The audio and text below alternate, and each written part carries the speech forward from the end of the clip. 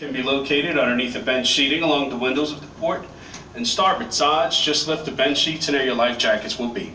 On our mid decks we have our King's and Queen's room. Life jackets for both King's and Queen's room can be located just outside of the Queen's room in the outside overhead storage bins. On the top decks, life jackets are located underneath the elevated section of deck and storage bins. Just remove the bench sheeting from the elevated sections and there your life jackets will be. Before we get started with our narration, we want to inform you of our full-service bar located in the Queen's room. You can see our friendly bartender, Mr. David. He'll be more than happy to mix just about anything you like to drink. Our Creole Queen Cafe is also located in the same room, and it will be offering some delicious food selection shortly. Creole Queen is one of the newest paddle wheelers here in the port of New Orleans. She was christened in September of 1983. She's 200 feet long, 40 feet wide, and draws 5 feet of water. Displacement of the vessel is 400 gross tons, and she's licensed to carry 865 passengers, including crew. Our paddle wheel is 20 feet in diameter, 24 feet wide, has 20 buckets at a stagger, weighs approximately 19 tons, and yes, the paddle wheel is our only means of propulsion through the water. We do not have propellers aboard the Creole Queen. Ladies and gentlemen, before we get underway, we're going to sound our departing whistle signal consisting of one long blast of the ship's whistle. If you're sitting on the upper and outer decks, I'm going to ask you to please cover your ears. If we have any small children sitting on the upper and outer decks, please cover their ears now. Spoon.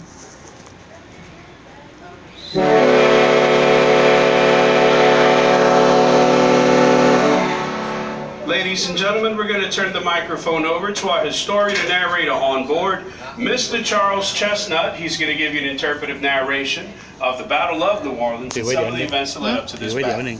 Once again, we'd like to welcome you all aboard the Creole Queen, and we hope you enjoy your cruise along the mighty Mississippi River. Thank you. Ladies and gentlemen, boys and girls, children of all ages, welcome to the Creole Queen.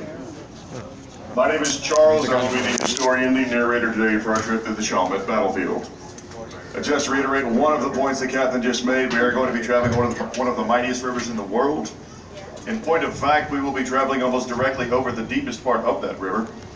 And anything that goes over the side, you will not be getting back. What this means is, if you have spent all of this money on a family vacation, and your teenager will not let go of their phone, now's your chance. The Creole Queen is one of the last operating paddle wheel boats on the Mississippi. The very first one was launched in 1811 from Pittsburgh, Pennsylvania. It took a 4-month journey to get down to New Orleans. It was actually called the New Orleans. During the trip, there were reports of a giant smoke-belching monster destroying settlements along the Mississippi River.